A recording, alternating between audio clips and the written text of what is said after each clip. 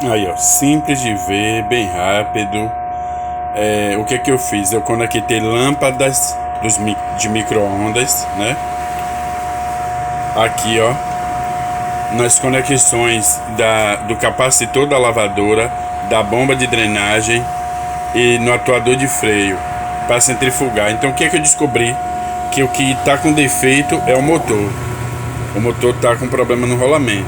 Então, a máquina elétrica está toda boa. Ao invés de ficar botando ponta de provas para adiantar o trabalho do profissional, valeu? A dica aí.